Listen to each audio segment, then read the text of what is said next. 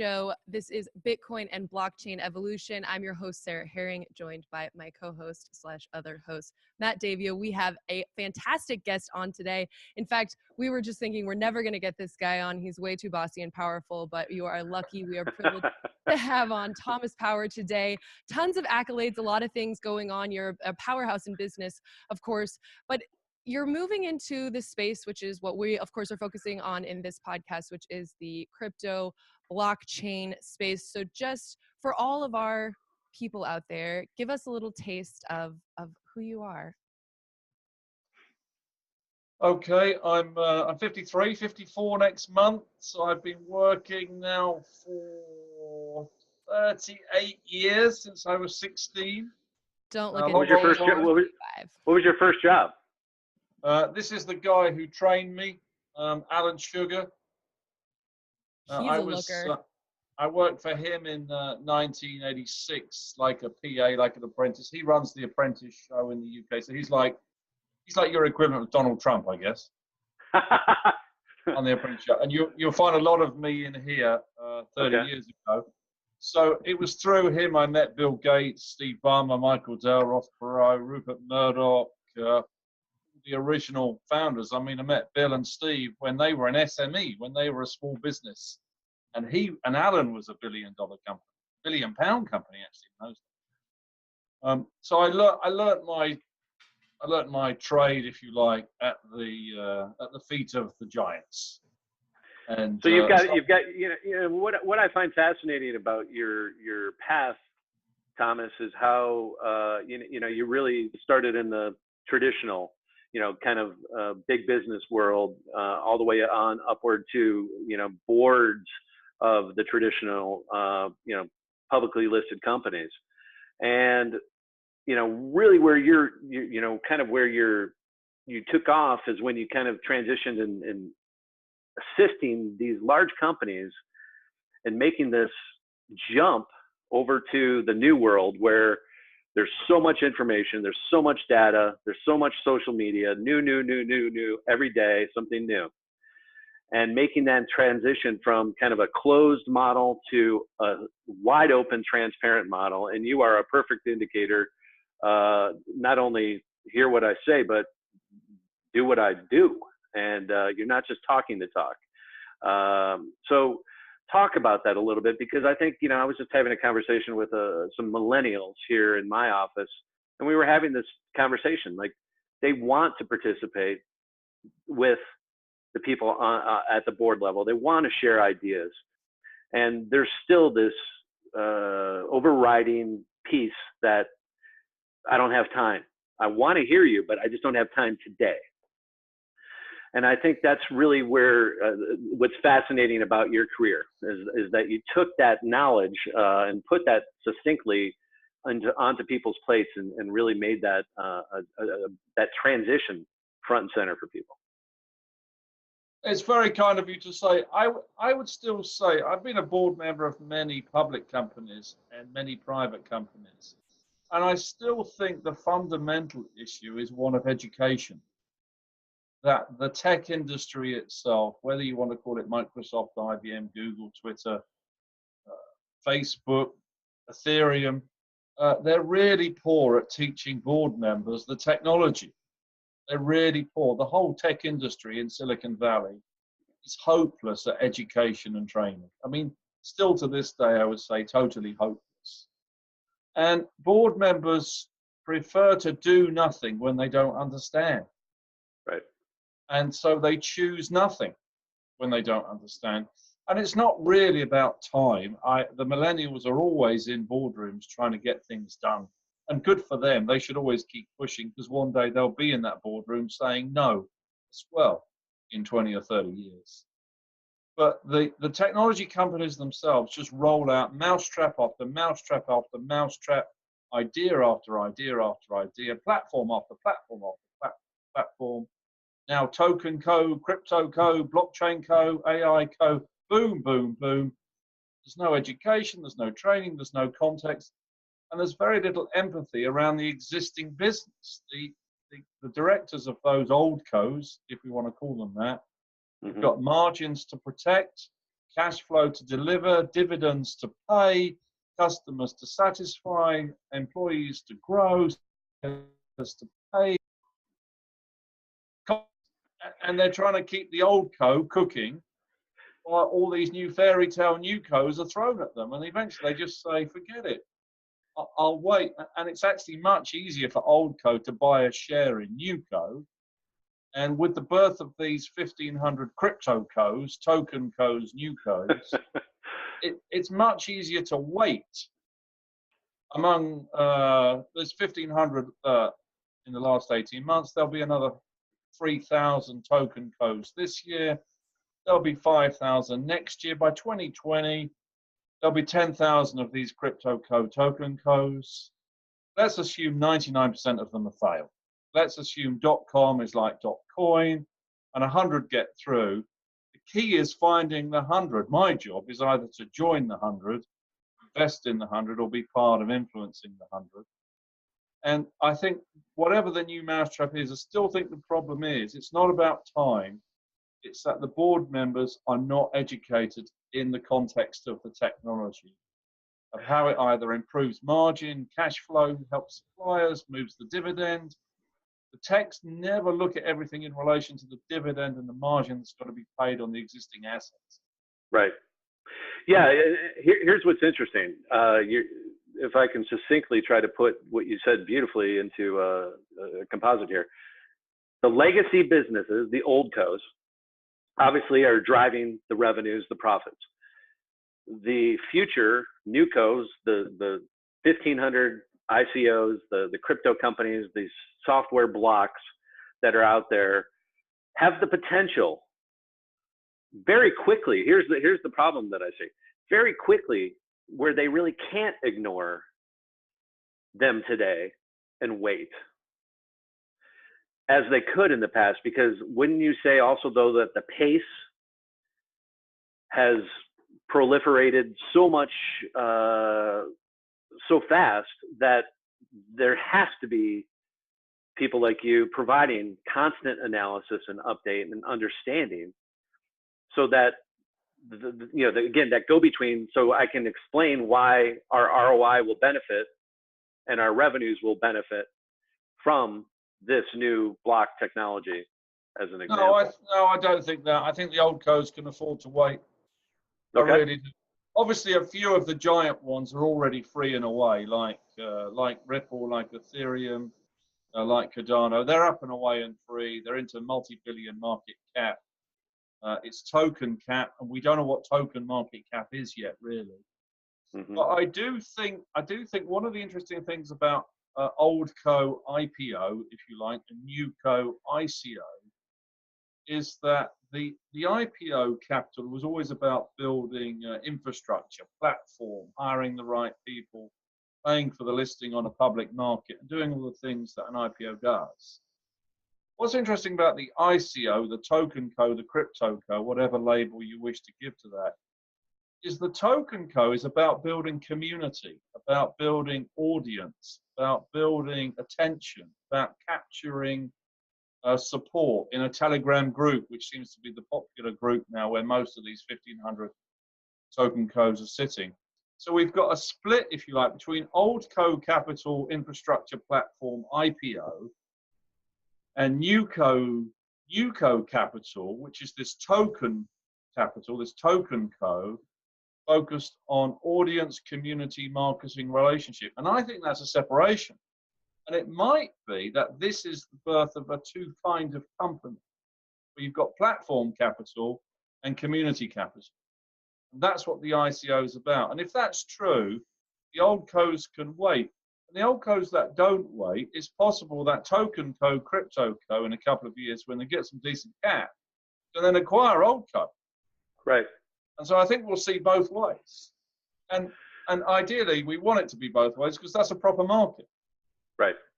If you're running a $1 billion company or a $5 billion company, and somebody keeps waving a new mousetrap in front of you called crypto co, token co, you're working 100 hours a week. You're living at an airport. You cannot look at a new mousetrap.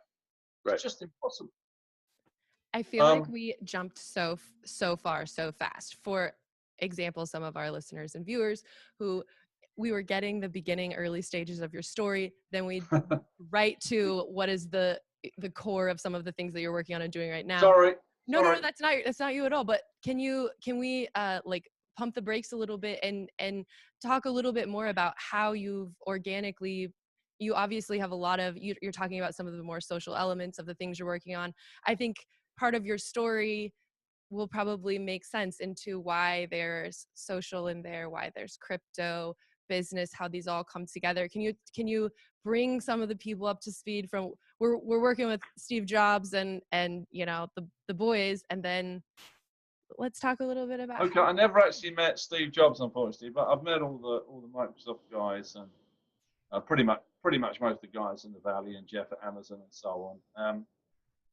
I think that if I go back to the mid to late 80s, the sentence that really changed my life was by a South African guy called Tony Code, who said that in 1987 he came into Amsterdam. I was working for Alan, this guy, Lord Sugar, as he now is in the House of Lords, and he said all roads lead to database. And this sentence just knocked me over like a feather. I was 23 years old. All roads lead to database. What does that mean? All roads lead to database.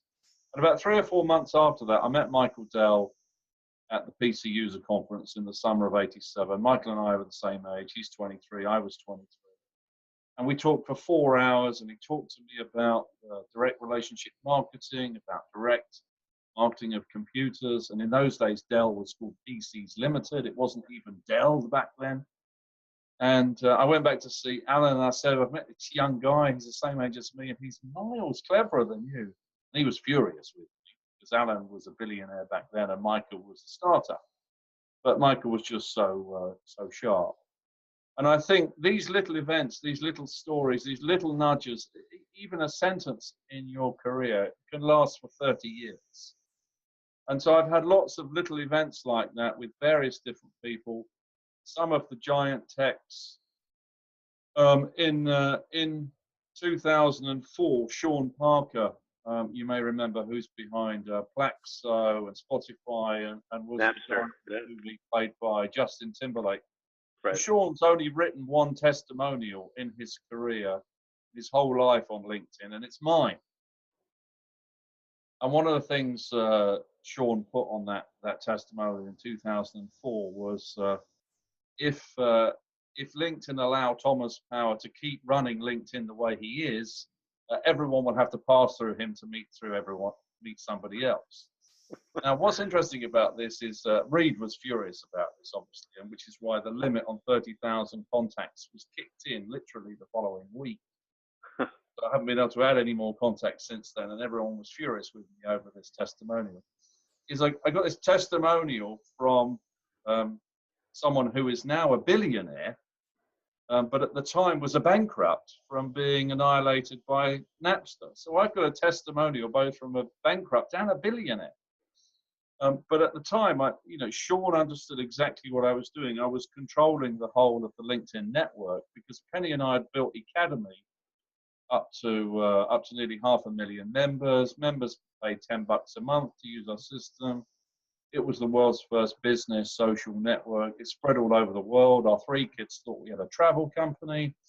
And we kind of really invented sort of social media, posting, blogging, tweeting, groups, events, education, training. It spread all over the world, way before LinkedIn, Facebook, and Twitter. So I had all that knowledge early on in the late 90s, early 2000s.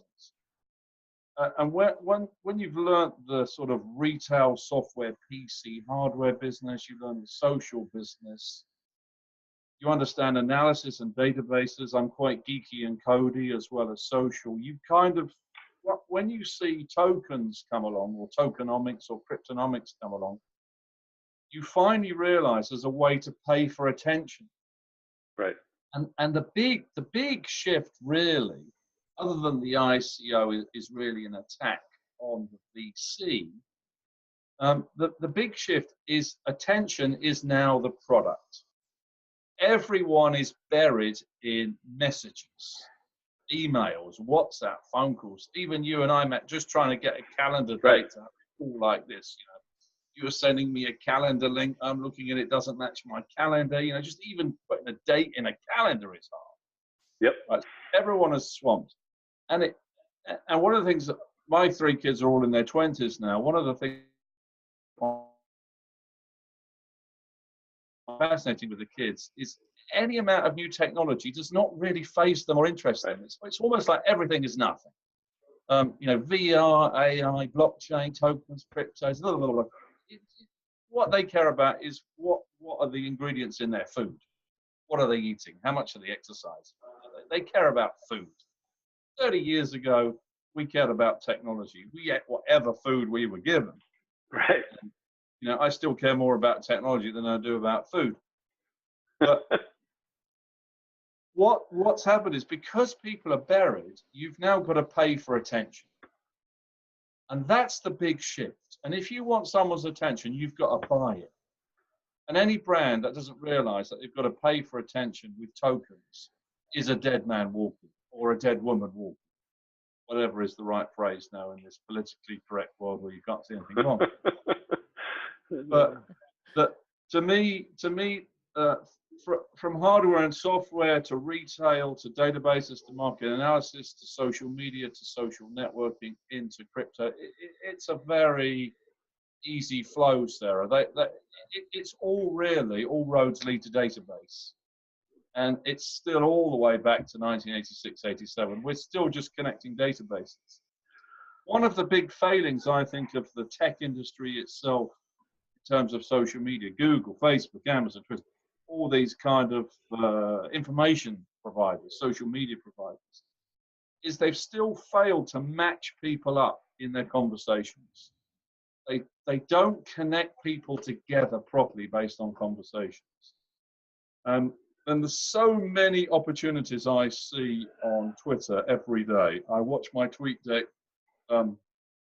streaming by. I've got a great big monitor that I'm sitting in front of now. I watch thousands and thousands. I probably read 10,000 tweets every day. And based on keywords, I can say, oh, Matt should speak to Sarah, Sarah should speak to Penny, Penny should speak to Rob. And I just connect them. And it's so easy. It's so easy to do when you know how to do it. But really, all of this should be done by AI. Sorry, Matt, I'm talking too much and not letting you ask questions. No. This is great. I couldn't agree more with you. What Facebook is doing, actually. I just had a meeting with in Israel with one of the guys who works for Facebook, and they're I think coming to a conclusion you clearly have come to long before, which is that community is like infinitely more important than hits or likes or clicks or whatever. That actually people engage more when they find other people who they want to engage with. And they're just that's right, because the algorithm supposedly now, right, to meet this demand.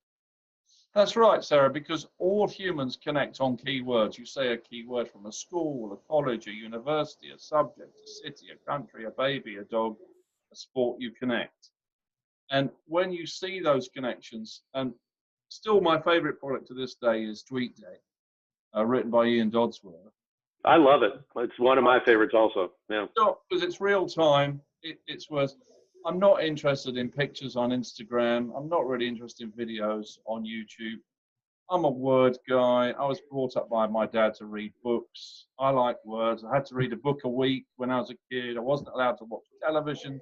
As a result, I'm a Netflix junkie 50 years later. I live on words. I love words. And in words, you can connect. And I really think the Silicon Valley guys, they focus very much on tools and information, but they don't focus on the outcomes that people want. People want deals, they want income, they want money, they want opportunity, they want the right suppliers, they want the right investors, they want the right relationships, they want the right intimacy. And all of that can be done by machines and AI. We've got all the data, and they don't organize it. I think they're lazy for doing it. Right. I think it's just lazy. Because they've got the machines, they've got the algorithms, they've got the data, they just don't cocktail it. They're sloppy.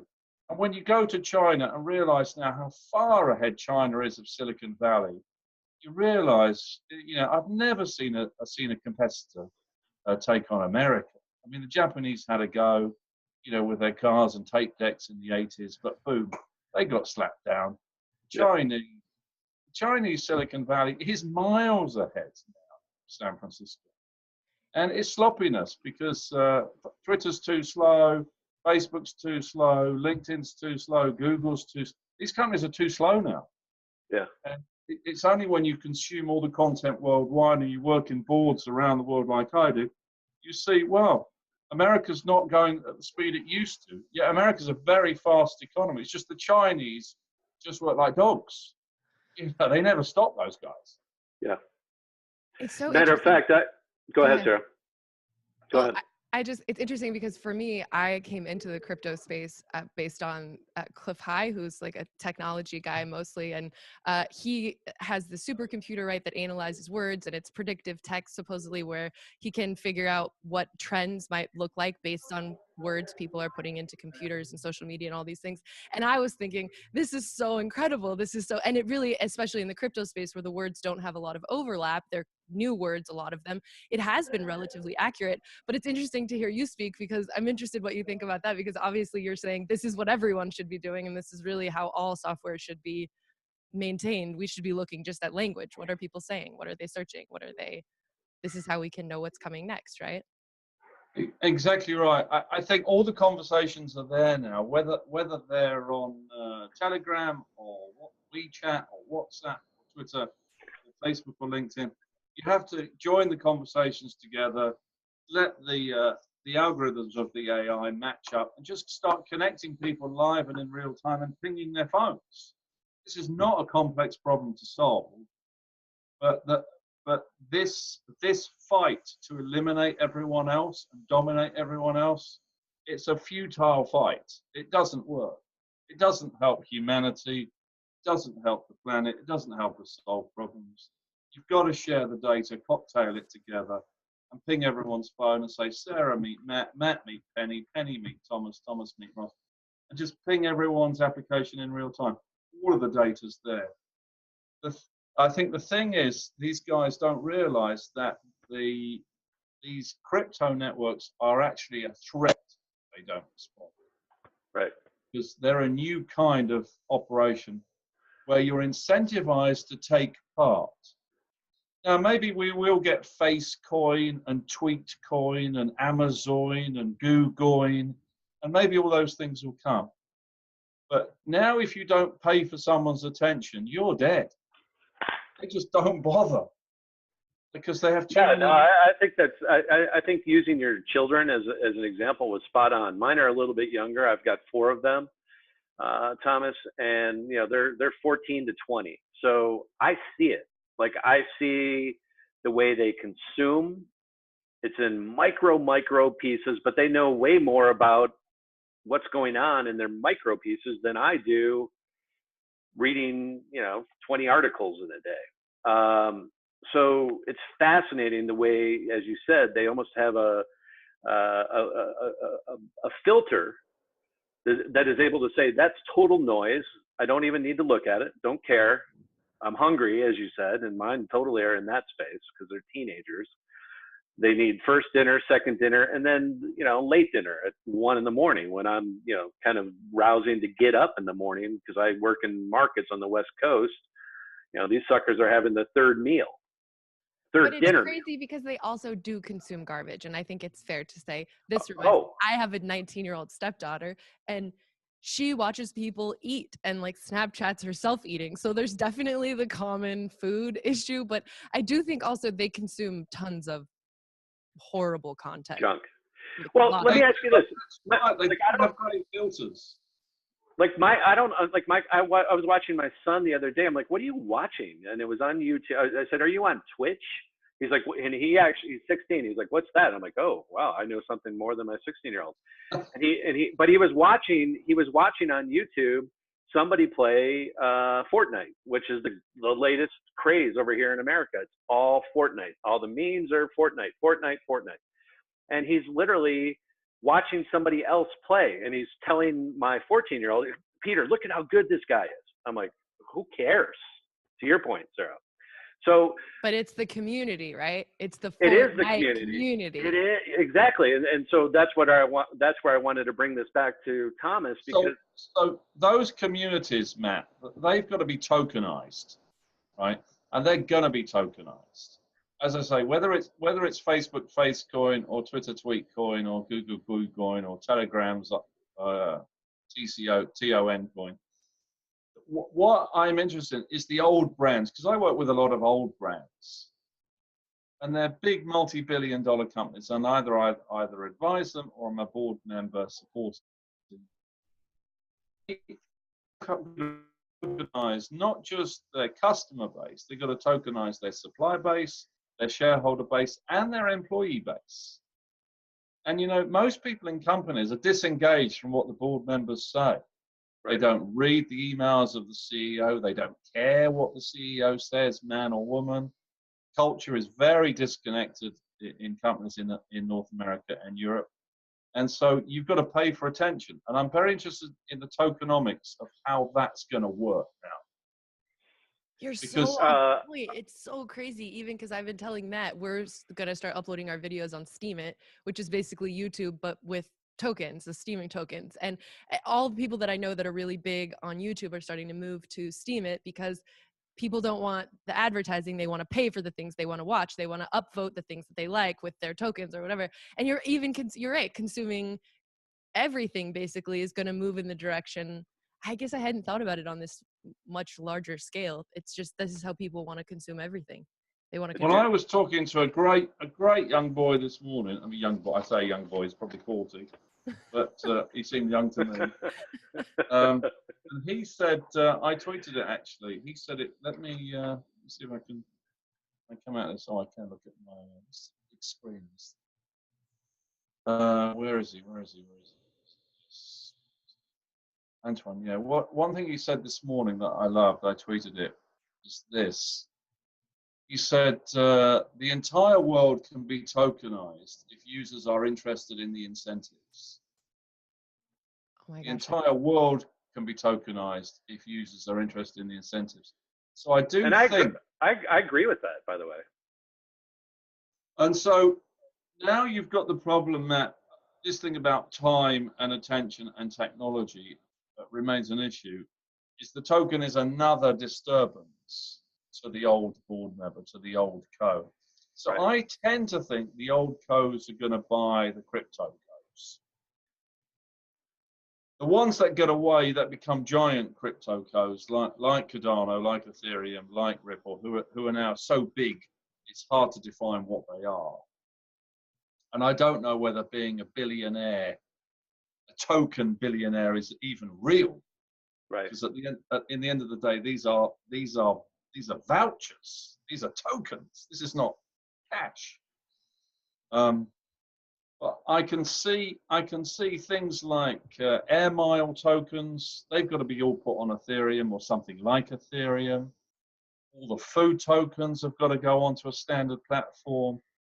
Anything that incentivizes behavior needs to be on a standard platform. We've got 36 air mile programs. We've got different food token programs with so many different systems. They need standardizing, and I think the brands are going to wake up. I don't think the brands are going to wake up while we're in a growing market. And I look at 2018, and 2018 to me looks like 1998. Last year looked like 1997. I agree. .coin is .com, .com is .coin, and it's going to go beep, boop, and we're going to get a correction. And in the crypto crash, I can see the old co's coming in like vultures. I might even be working for the old co's at that time, picking up the pieces.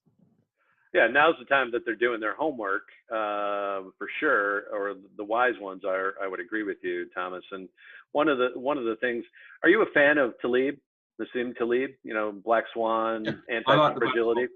Yep.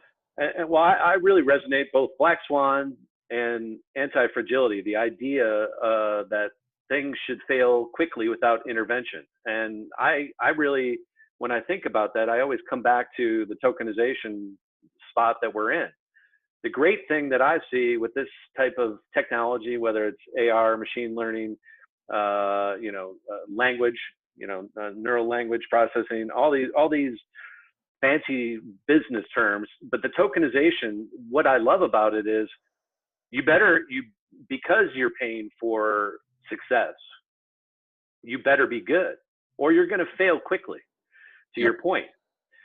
And so can you talk a little bit about that? Like what will be some of the differentiators to success versus failing quickly? And by quickly, by the way, you're spot on. I agree with you. We're going to go 1,500, 3,000, 5,000, then there'll be this crash. But what comes from that shakeout? What will succeed in your estimation? Well, it's a tough call to call winners in advance of an event. I'm more macro, like, you know, where is the block really succeeding today, and where is it sprouting its roots, and even with the shakeout going to survive? Give me macro. I'm not asking for individual, you know, tokens necessarily. I think in terms of what's going to win, you have to take commodity products that we all buy all the time. Like broadbands, like mobile subscriptions, like smartphones, like flights, like food, stuff that we're buying all the time, not niche products, commodity stuff we're consuming all the time. You've got to assume that the token co's are going to be big players in commodities that we're consuming: cars, food, flights, hotels, movies, smartphones, mobile bandwidth, broadband, TV. There's going to be a big token battle there. Who will win that battle? Well, my gut feel is leaning towards Ethereum. I think Ethereum looks like the dominant player in the ICO place right now. I'm very fascinated by the leader, Vitalik Buterin, because he's got that sort of Bill Gates, Mark Zuckerberg weird look about him. And I met both of them when they were kids, so I know.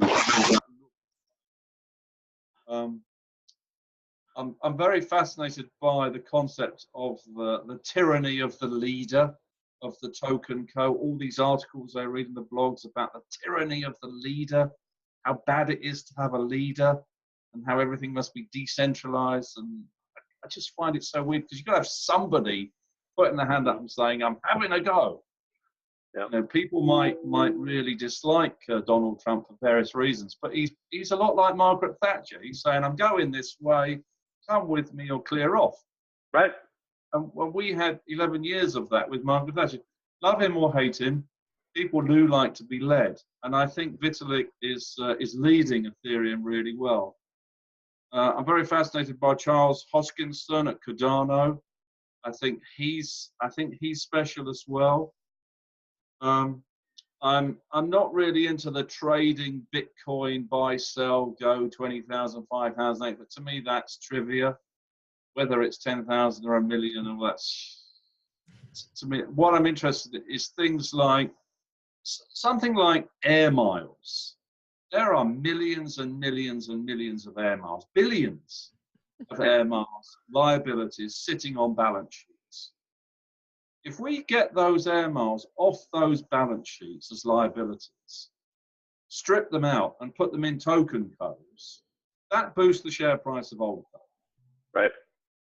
If we strip out those air miles and stick them on Ethereum or Cardano, wherever they're going to sit, on one of those token co platforms, that creates a new co based on community, attention, flights, movements, recommendations, bring a friend, and creates two separate companies, a community company and a platform company, in this case an airline, a seat on an airline. I think once an old co board member knows he can get that liability of air miles off his balance sheet into a token co, he's got motivation. Huge. And he'll do something about it, or she'll do something about it, whoever's running that board. So I can see airline air miles as a big deal, because it gets liabilities of old balance sheets, and suggests that audiences, communities, fans, whatever you call people who love a product, belong in a separate company. And it's almost like tokenomics is the birth of the community company. A true public company. Yeah, well, very good. That's good spin. That's very good spin, man. A true public company in that sense. What isn't clear to me is the relationship between token co and old co. What is that relationship? Is it a license? Is it a foundation? Is it a cross-share swap? What is that relationship? Because I can see Token Co buying Old Co and Old Co buying Token Co. Might be better to keep them apart. Right. So to pick winners, you've got to assume that there'll be token-based search. So if Google don't do token-based search, somebody will launch it, whether it's DuckDuckGo or another alternative. Token-based search makes sense. You get tokens when you search, you get tokens when you find the right thing, you get token if you send it to Sarah. If Sarah sends it to Matt, there's another token. You get rewarded for search, but you get rewarded on the outcome, the success. I think you can expect to see that with Twitter and Facebook. You get tokens for liking things, for sharing things, for connecting things, for inviting your friends, for member get member. I can see all of that working for Basecoin, Tweetcoin, LinkedIn Coin, whatever they are. But the one that really fascinates me the most in terms of pick a winner outside of Cardano, Ethereum, and that up and comer from Jason Goldberg, One Simple Token. I know Jason really well. Helped him a lot get his ICO away in terms of tweets. That One Simple Token. I really think that's very clever what Jason Goldberg's doing at One Simple Token. Is the one that fascinates me is what Pavel Durov is doing at Telegram, because Telegram's likely to be the biggest ICO of 2018, and it will make the market. We know he's got 200 million users on Telegram. We know Telegram is now vastly superior to WhatsApp. Right. In terms of group size. Groups on WhatsApp are limited to 256 people. I've seen groups on Telegram of 80,000 people. I mean, a live chat group of 80,000 people is just lunacy. But Crazy. it works. Every one of the ICOs is sitting in a Telegram group. So there's 1,400 groups. He's got 200 million members. He's got 70 billion messages a day. When he does his token, and you've got an incentive to build a group, bring your friends, run events, teach your friends how to use Telegram, member get member, and you're tokenized for that. Yeah. I think Telegram could be a revolution. Yeah. And I think because he's a very young, smart guy with a lot of track record behind him, because that's a phenomenal product. He could actually turn out to be the winner and overtake Ethereum, Cardano, One Simple Token. He could be the winner, because once Silicon Valley sees a multi-billion-dollar ICO, and they see it in China at WeChat and Tencent and Alibaba, once Jack sees it, once Pony Ma sees it, once they see one into the billions, then boom, we get liftoff. And then Oldco will say, we need a bit of that tokenomics. Get that tokenomics people in my boardroom now. I want a tokenomics plan or a cryptonomics plan. Absolutely. And we don't know what a tokenomics plan is yet, a cryptonomics plan is yet. Right. And I know Don's doing a great job with his blockchain revolution book, and William Mugaya is doing a great job getting the message out there. But to go into a boardroom with a tokenomics plan or a cryptonomics plan to an old co, I mean, where do you buy that stuff? That's not available from McKinsey or Booz Allen or Accenture. It will be. Yeah. It's not available yet because no one's done it. And I look at Durov and I think that kid's going to pull off a revolution, almost like Amazon, Facebook, and Google did 20 years ago. You know, I've thought the same thing, and I'm fascinated because don't you think he's pivoted? I mean, I don't think he started out thinking I'm going to be, doing an ICO when he started Telegram, or maybe I'm wrong. Well, I think you're right. Obviously, there's lots of pivots and there's a lot of luck in business as well. Which I say is fantastic. I mean, that's the brilliance in it, right? I mean, Bill Gates was extremely lucky. The time was right, but he also made the move. It's the guy making the first moves, second moves that are so powerful to me, and that's a great. It's just a fascinating story. Absolutely right. And I think when you look at what's happening with 1,400 ICOs, $5 billion raised, maybe $6 billion raised. That's a lot of capital that was missed by the capital markets. Now, relatively speaking, to the New York and London markets, it's trivial. It's a nothing number. Yeah. But the total cap is not a nothing number. No, it's huge. 5, 6, 700 billion cap now. The dot-com peak in 2000 hit 1.7 trillion. We're a third of the way into .coin matching .com. Right. And we should be there by 2020. Yeah. So this is a real market. It's attacking VCs. It's new capital. It's new investors. It's lots of millennials. They're all chatting on their smartphones in Telegram and Twitter and Reddit.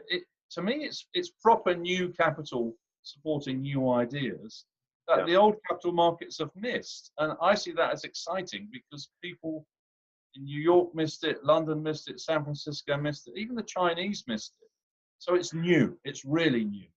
It's really new. It's still new. Yeah. Once you get 9-figure ICOs, once you see proper raises, then all the big old codes will come up and say, get someone in here and give me a tokenomics plan. What do you think about some of these really old codes that were close to trivialization, like Kodak coming out with their own, token? I actually see it as brilliance. I think it's absolutely beautiful. I mean, there's a lot of IP at Kodak. There's a lot of patents at Kodak. They're licensing those patents. They're putting tokens around them. But they could launch 50 different products there easily. Yeah, I agree.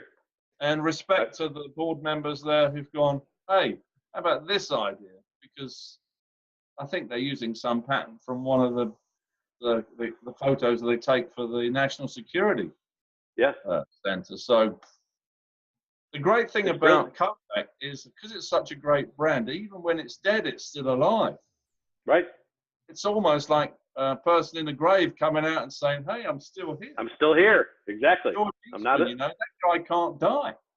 Oh my gosh. I had this exact moment in Israel where someone said, that's a Kodak moment. And I was with a Russian guy and he said, what is this Kodak moment? And I was thinking, oh my gosh, what incredible marketing that actually we have something that's a Kodak moment.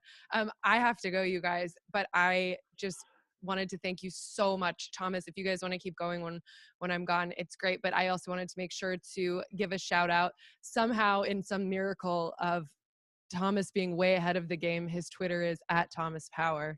Wow, good job out of you on that. And Thomas, you're also sitting on the board of 9 Spokes, which I've been playing around since I started reaching out with you for the last couple of weeks, and I'm impressed with the platform. So you can also follow @9Spokes, learn more about that dashboard that really is everything and more social. I mean, to me, I was like, wow. It's a beautiful product. That founded by two great guys I like very much.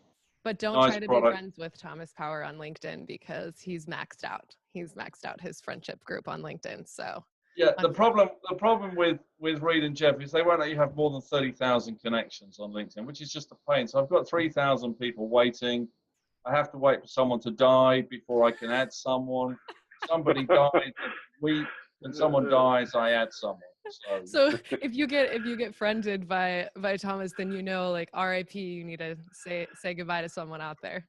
That's right. That's true. Hey Thomas, thank you for your time. I really appreciate you coming on, and if possible, we'll have you back on maybe for a shorter segment on some more particulars. So I really appreciate you coming on tonight. Thank you, Sarah. Thanks, Matt. Thanks, guys. Right. Bye. Thanks. Bye. Bye-bye.